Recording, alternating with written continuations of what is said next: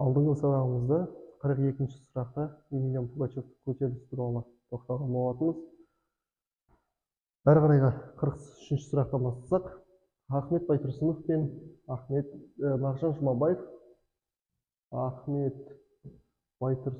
Мағжан Жұмабаев кімдер? Бұл жерде бірінші А вариант қарастырсақ, Түркістан автономиясының жетекшілері. Жалпы Түркістан автономиясының жетекшілері бізде ең атақтысы бізде Мұстафа Шоқай болған болатын. Мұстафа Шоқай. Келесі Алаш партиясының қайраткерлері. Екінші нұсқасы Ахмет Байтұрсынов пен Мағжан Жұмабаев Алаш партиясының қайраткерлері. Бұл жерде және ең атақты үшіншісі ол Міржақ Бұлатұлы бар, және ең жетекшілері Алаш партиясының төрағасы бізде Әлихан Бөкейхан. Алаш партиясы туралы бірнеше мәліметтер айта кетер болсақ, Алаш партиясы 1907 жылы құрылған болатын, және де Алаш партиясының кейін Алашорда үкіметі болып қалыптасады, олардың орталығы Семей қаласы. Яғни бұл жерде Түркістан автономия жетекшілері деген болмайды. 1916 жылғы ұлт азаттық көтеріліс басшылары деген Ахмет Байтұрсынов мен Мағжан Жұмабаевқа жатқызылмайды. 1916 жылғы 25 маусым күні Түркістан генерал-губернаторы 19 жас пен 43 жас аралығындағы адамдарды тыл жұмысқа алу туралы, яғни соғысқа алу туралы, сол жердегі жұмыс жасау туралы жарғы құпия түрде шығарған болатын. Сол 1916 жылғы 25 маусымдағы бұйрыққа қарсы шығу барысында ұлт азаттық көтеріліс басталған болатын.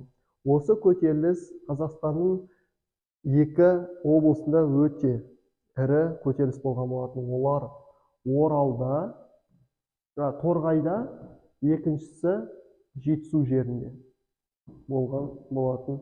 Келесі, бірінші мемлекеттік дума депутаттары. Бірінші мемлекеттік дума депутаттарына Ахмет Байтұрсынов мен Мағжан Жұмабаев сайланбаған. Бірінші мемлекеттік дума және екінші мемлекеттік думаға қазақтардан 4-5 қазақ қатысқан болатын. Бұл жердегі бірінші мемлекеттік думаға тоқталатын болсақ, бірінші мемлекеттік думаға қазақ депутаттарының арасынан Семей облысын Әлихан Бөкейханов, Оралдан Ахмет Бірімжанов, Ақмоладан бізде Шаймерден Қосшығұлов деген депутаттар сайланған болатын. Келесі, 44-ші сұрақ. 1920-30 жылдары алғашқы жоғары оқу орындары негізінен ашылған қала. Яғни 20-30 жылдарын сұрайды. Ол жерде жоғарғы оқу орындары, яғни университеттер ашылған қалалар. Жалпы Қазақстан территориясында осы 30 жылдарға қарай, 20-30 жылдары ең жоғарғы оқу орындары ашылған, ол бізде Алматы қаласында ашылған болатын. Осы Алматы қаласындағы қазіргі күнге дейінгі ең атақты, ең жақсы университеттер олар бізде. Ең алғашқы 28 жылы педагогикалық университет ашылады, Абай атындағы қазіргі. Одан кейін 34 жылы кейін Әл-Фараби атындағы университет ашылған болатын. Енді 45-ші сұрақ. Кеңес әскерлерінің бұл жердегі сауатыны КСРО Ауғанстанға кірген жылы, Ауғанстан жеріне кірген жылы 1990 жыл.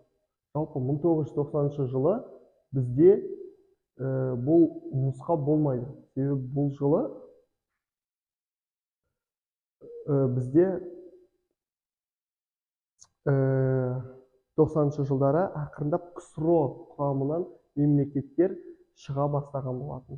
53 жылда сәйкес келмейді. Неге? Себебі 1953 жылы 5 наурызда бізде бәрімізге белгілі Сталин қайтыс болған болатын. Келесі, 79 жылы осы нұсқа бізде 45-ші сұрақтың жауабы. 1979 жылы кеңес әскерлерінің Ауғанстанға кірген жылы. Кез келген тест сұрағын толығымен оқып қана жауап береміз.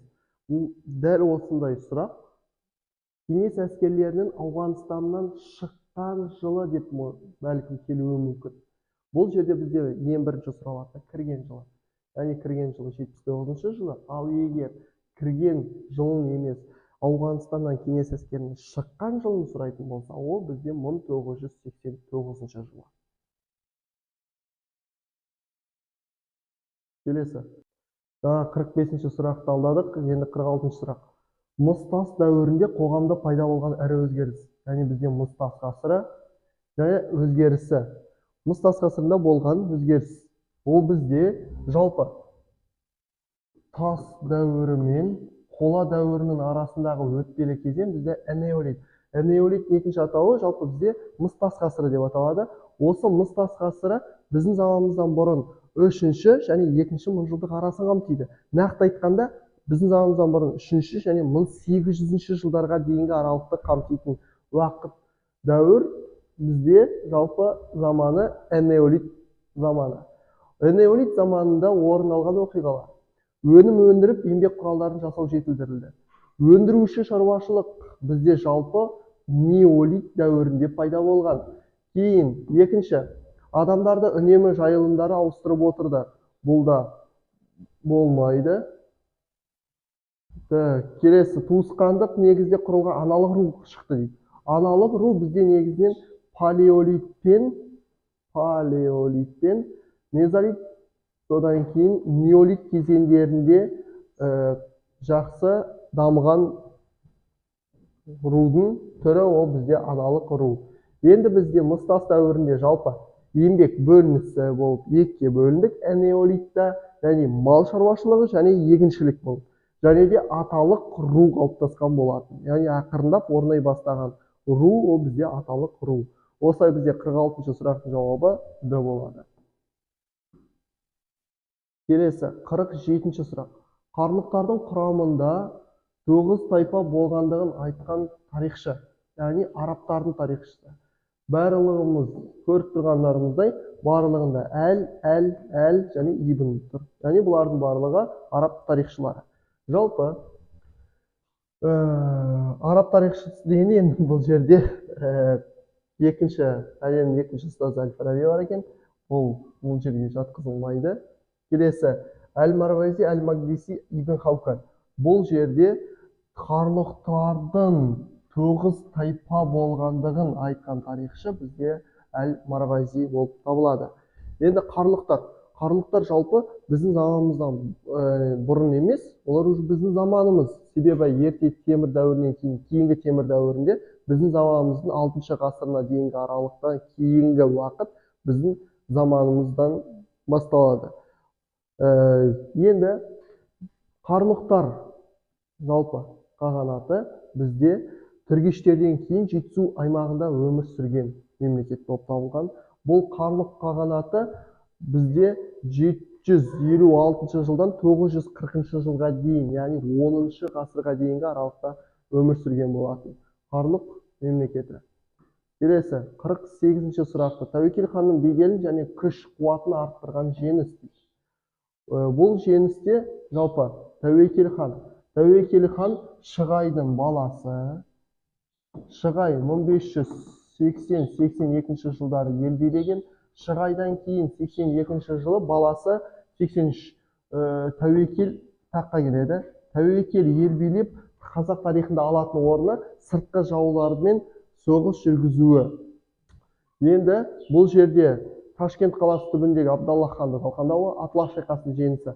Атлах шайқасы болмайды, Баба Сұлтанды жеңуі. Неге Атлах шайқасы? Себебі Атлах шайқасы бізде 751 жылы Жетісу жерінде 5 тайпа қатысып, оның біреуі Қытайлар Жетісу жерінен бір жолата қуылып, жеңіліс тапқан болатын. Ол 5 мемлекет, 5 тайпа қатысқан Атлах шайқасына арабтар, Қытайлар, қарлұқтар, түргештер және соғдылар болған болатын. Болған жері Жетісу жері, нақтырақ айтсақ Тараз маңы. Енді Жетісу жерін қайтарып алуы. Келесі 49-шы сұрақ. Сырымдатұлының Красногор бекіністен бағытталған әрекетінің нәтижесі. Бұл жерде Сырымдатұлының көтерілісі. Ең ірі көтерілістердің бірі Сырымдатұлының көтерілісі жалпы 14 жылға дейін созылған. Сырымдатұлының көтерілісі кезінде жалпы бұл көтеріліс Красногор бекінісіне болған көтеріліс нәтижесі жалпы сәтсіз болған болатын. Енді бұл көтеріліс 14 жылға созылуымен қатар Сырымдатұлы туралы бір-екі ақпарат, ол бала кезінен басты бала би деп аталған, және руы кіші жүздегі Байбақты руынан шыққан. Келесі 49-дан кейінгі 50-ші сұрақ. Тарихшы Мұхаммед Хайдар Дулатидің Тарихи Рашиди еңбегінде айтылғандай, бұл ханның бүкіл Дешті Қыпшақ даласына билік жүргізетін, оның халқы санының миллионнан астам болғандығын айтады. Жошыдан кейін бұл жұртта одан ұлы хан болған емес, мәтінде сипатталған берілген ханды анықтаңыз дейді. Яғни бұл жерде бізде тірек сөздерді алайық. Тарихи Рашиди еңбегі. Келесі Дешті Қыпшақ даласы, және де халқының саны миллион болғандығы айтылады. Содан кейін Жошыдан кейін мұндай хан болған емес дейді. Келесі, енді нұсқаларды талдасақ. Жауаптар: Хақназар хан. Хақназар хан бізде 38-ші жылдан 80-ші жыл аралығына дейін, 1538-1580-ші жылға дейін ел билеген болады. Бұл қазақ тарихындағы 42 жыл бойы ел билеген хан ретінде сипатталады. Ең ұзақ тақта отырған хан Қасым. Қасым бізде Жәнібек ханның баласы. 1511-21 жылдар аралығына дейін, кейініректе 23-ке дейін ел билеген. Қасым, бұл 50-ші сұрақтың жауабы Қасым болады. Яғни Қасым ханның тұсында халықтың саны миллион болған. Жошыдан кейін ұлы хан Қасым болған және Қыпшақ даласын ел билеген. Келесі Тәуекел. Тәуекелдің ел билеуі жаңа алдыңғы сұрақта да айтып кеттік.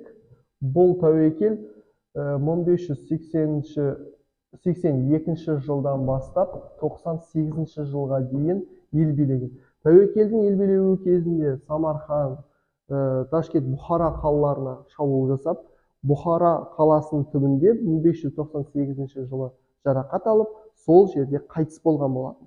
Тәуекелден кейін інісі Есім 20 жасар сұлтан хан болып жарияланған болатын. Енді Тәуке. 4-ші вариантты талдай кетейік. Тәуке. Қазақ тарихында 1680 жылдан 1715 жылға дейін, кейініректе 18 жылға дейін тақта болып қазақ халқын, қазақ хандығын басқарған хан бізде Тәуке. Тәукенің ел билеуі кезіндегі тарихта алатын орны алтын ғасыр деп аталады. Алтын ғасыр. Осы алтын ғасыр кезінде Тәуке хан ел билеу кезінде 7 жарғы зандар жинағын шығарған болатын. Осы 7 жарғының зандар жинағын шығару барысында негізінен Қасым ханның қасқа жолы және Есім ханның ескі жолы зандар жинағын біріктіруі нәтижесінде жаңа зандар жинағы 7 жарғы шыққан болатын. 7 жарғы шығару барысында қазақтың ең атақты 3 биі атсалысқан болатын. Олар ұлы жүздегі Төле би, кіші жүздегі Әйтеке би және орта жүздегі Қазбек билер. Жалпы Төле би қазіргі Өзбекстанның астанасы Ташкент қаласында жерленген болатын. Қазбек би Түркістан қаласындағы Қазақстан жеріндегі Қожа Ахмет Яссауи кесенесінде жерленген болатын. Осындай шешім нәтижесінде 7 жарғы зандар жинағы шыққан болатын. Осылай біздегі 50 сұраққа дейінгі нұсқа талдау аяқталды. Келесі сабақта әрі қарай да нұсқа талдауды жалғастыратын боламыз.